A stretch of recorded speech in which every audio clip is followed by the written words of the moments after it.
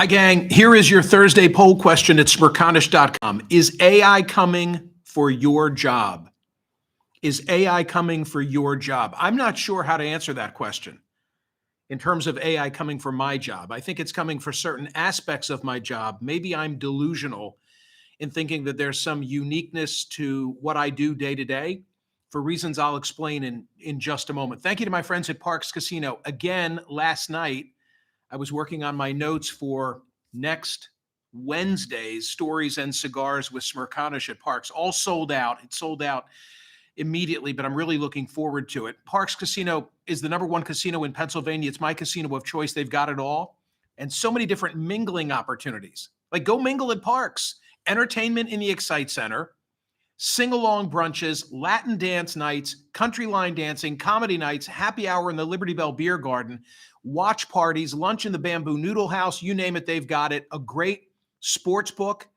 And I love that deal where Sunday at noon, every Monday at 6, it's the ultimate fan experience. $1 hot dogs, $3 Miller Lights, $5 Peronis, and all the wall-to-wall action on a 150-foot giant sports book screen. Headliners coming to the Excite Center. You've got to be 21 to go to Parx Casino. It's PARXcasino.com, parxcasino.com. You've got to be 21. Gambling problem, call 1-800-GAMBLER. Before I really begin and tell you about today's poll question with Parx Casino on the brain, it was at Parx Casino a couple of years ago that I last saw Pierre Robert. And I picked up this morning the Philadelphia Daily News because I wanted to read the coverage and I wanted to remember Pierre Robert, who was a Philadelphia disc jockey. I had the unique experience. I've had a handful of these kind of experiences to sort of grow up listening, watching, rooting for, in the case of Bernie Parent, somebody, and then getting to know them. And Pierre was in that category. I got to know him superficially because of going to shows. And Pierre Robert, who spent 40 years at WMMR. That's just unbelievable. 40 years at WMMR. And of course, if you grew up in this area, it was WYSP and it was WMMR for rock and roll and to a lesser extent WIOQ. What was 102.9? But it was YSP and MMR. And Pierre was a transplanted Californian who became beloved in Philadelphia, had a hippie flair to him, would refer to everybody as citizen. Hello, citizen. When I noted his passing yesterday, I said Philadelphia has lost a real citizen in Pierre Robert. And then because of broadcasting, spent a little time, we'd go to events and he'd be there and I'd be there. And then he had me over to his house. And I remember him coming over to my house when I had Yes in the backyard. How could you have Yes in your backyard without having Pierre Robert there? A really good, decent guy. And to get back to Parx Casino, this is kind of funny and telling. The reason that I last saw Pierre at Parx Casino is because there was a tribute for Sid Mark. I don't remember how many years of broadcasting we were marking for Sid Mark, but it was 60 plus. And here was Sid, older in his career, who had, carved this niche for himself playing only Sinatra. And the rock and roller, Pierre Robert, huge fan of the Grateful Dead, wanted to be there, wanted to participate, and wanted to speak on Sid's behalf. And to see Sid and Pierre together on stage, that was quite a pair. And I think it spoke well of each of them that they had such a nice relationship. And a lot of people today are appropriately memorializing Pierre Robert. Here's the litmus test, okay? Here's the litmus test for how far back you go with Pierre. Reginald the Butler. Reginald the Butler. Not going to explain, but when I would see Pierre, I would always talk to him about Reginald the Butler. It was a radio character. It was a radio character that he created, and I loved the character. So 70 years old. The older I get, the younger that seems. But damn, 70 is too soon. Is just too soon. So yeah. Something else I want to tell you about Pierre Robert, and it relates to today's newsletter. Brian Rosenwald, Dr. Brian Rosenwald, who's been so frequent of a guest of mine and a guest in the Mingle Project because of the book that he wrote about talk radio, Talk Radio's America. He's the guy, who really laid out how Donald Trump was able to get elected because of the talk radio model. So Brian has a Substack column, and I linked to him in the newsletter today because he wrote about Pierre Robert. I didn't know, but I'm not surprised that Brian was also a fan of Pierre Robert. Don't worry, we're going to get back to the poll question, okay? I'm doing a weave. I'm doing a weave. But here are some of the words that Brian wrote today in reflecting on Pierre and the bigger picture. He said, "It seems unimaginable that I'll get in my car in the middle of the day sometime soon and not hear that distinctive voice lamenting his struggles to get the studio technology to work or talking about the power of music. That's not to mention how many scores of listeners will miss the annual playings of Alice's Restaurant on Thanksgiving or the seemingly endless Christmas Eve spectacular that could go on for 6 or 7 hours until Pierre felt he'd gotten it just right. The even sadder part is that the next generation of listeners likely won't get the opportunity to spend time with characters like Pierre. The radio industry, music and talk alike, has become consolidated with a few corporations owning most stations. These debt-laden conglomerates are constantly looking for cost-cutting opportunities, and just about no one is safe outside of the legends who've been ensconced on top of rated stations for decades. There seems to be no thought given to how there won't be a next generation of legends at this pace. Already, the push to find efficiencies has left most talk radio as a useless, partisan, and ideological weapon with a toxic impact on our politics. Once there were scores of local voices who, even though they might lean one way or the other ideologically, were also characters with idiosyncratic positions that could surprise. There's more to what he wrote. It's beautiful. It's a tribute to Pierre, and it's a reflection on the broader picture. So rest in peace, Pierre Robert. Hopefully you find our friend Sid Mark. Yesterday at Smerconish.com, good, we broke 30,000, 30,511. Have politics impacted who you're rooting for in the World Series? 78.97% said no. The callers reflected more than that, which I find interesting. And last night, the Toronto Blue Jays, they won, and they're now one up on the Dodgers, and they're one victory away from winning the World Series. How improbable I thought that was. And so too did the data suggest after that 6-hour, 50-minute, 18-inning game. But how did they do it? They did it on the back of a 22-year-old pitcher. Wait for this if you don't know it, who began the year in single A ball. That's an amazing story. That is unbelievable. So now going back to Toronto Friday night, and if necessary, for a Game 7 Saturday night. Today's Thursday poll question at Smerconish.com. Is AI coming for your job? Is AI coming for your job? I don't know if it's coming for my job. There are aspects of it that I can see artificial intelligence playing a significant role in. If I imagine if I chose to, I could go into chat and I could say, hey, I want to say a few words about Pierre Robert. I want to talk about Parks Casino. I want to reference Sid Mark. I don't know what it would spit out. It seems to me it's not, it would really have to be in my head to know what I want to say. But there are certainly things that it could do in terms of summarizing news stories, recreating my voice, et cetera, et cetera, et cetera. I have seen a number of stories just in the last week about the massive impact on artificial intelligence. October 21. Yeah, here it is. This one was the first one that caught my eye recently. So a week ago, 600,000 people at Amazon will be replaced by robots.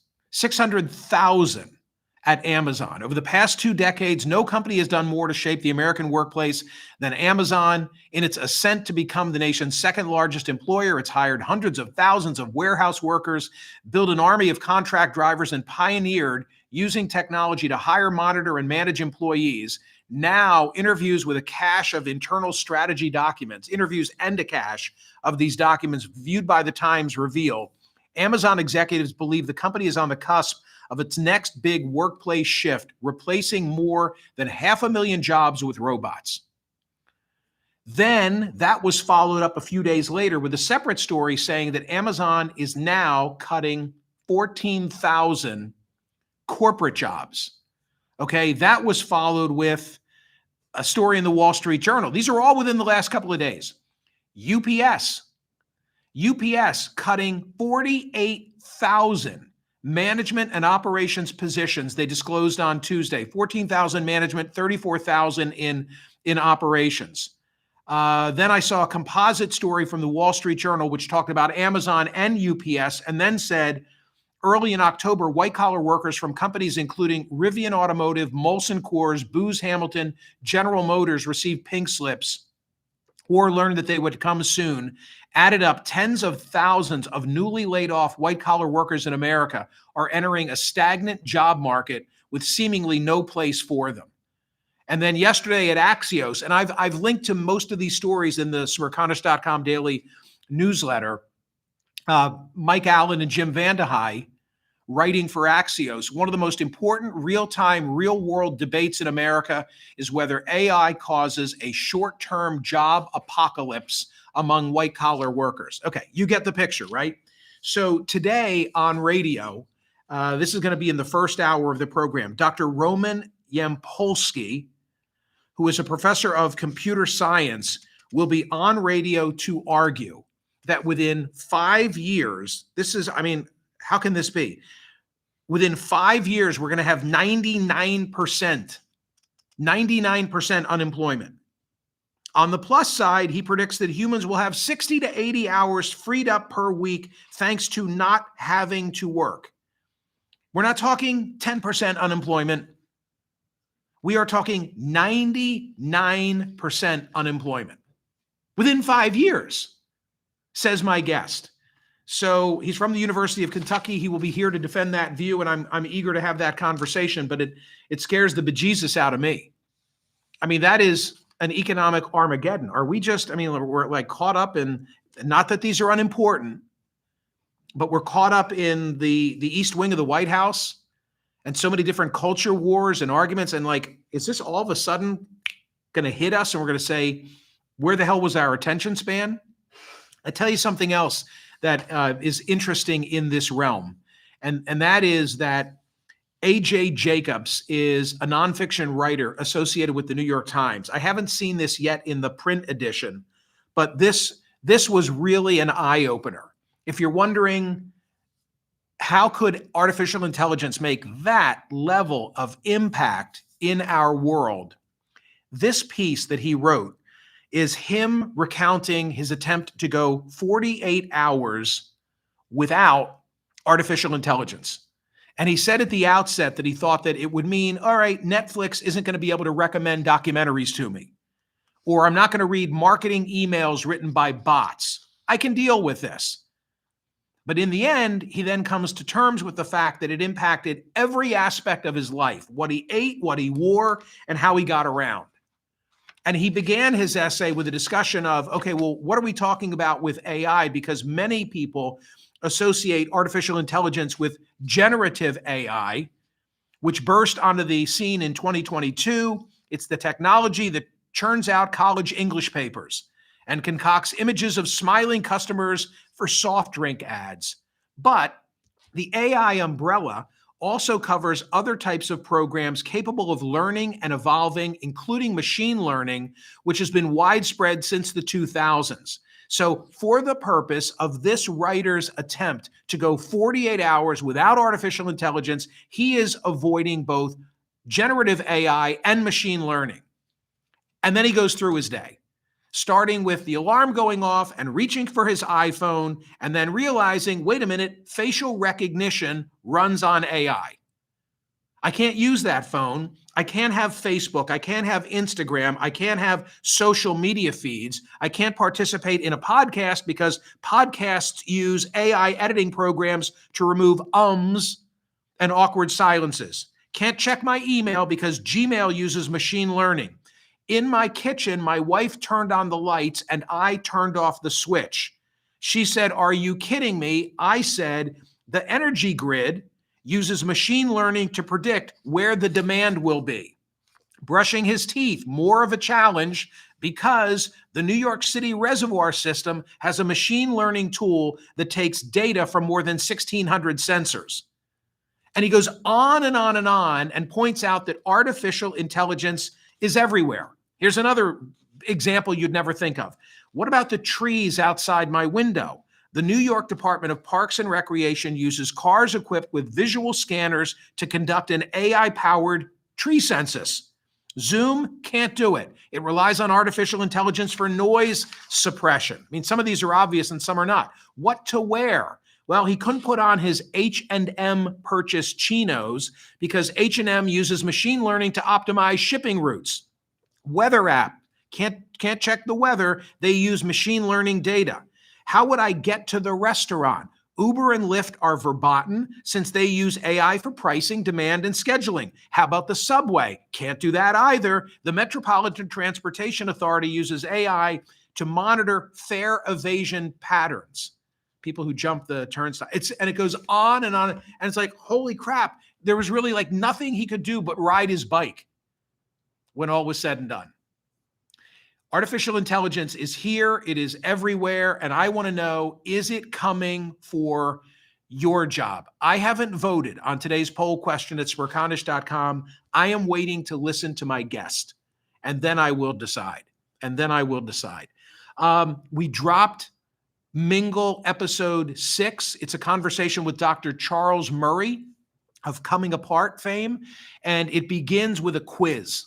So please, in the Smerconish.com newsletter today, or just otherwise get to my YouTube page, please check out episode number 6. These are all pieces of a puzzle telling a story that's compelling, I think, and I'm going to keep going. And Murray, Dr. Murray, is someone that plays a very important role in understanding societal disconnect, as per the title of his book, Coming Apart. But the quiz is cool. So take the quiz. It's in the newsletter, or go to my YouTube page. Please become a subscriber and answer today's poll question. Okay. The Thursday poll question at Smerconish.com: is AI coming for your job? See you, gang.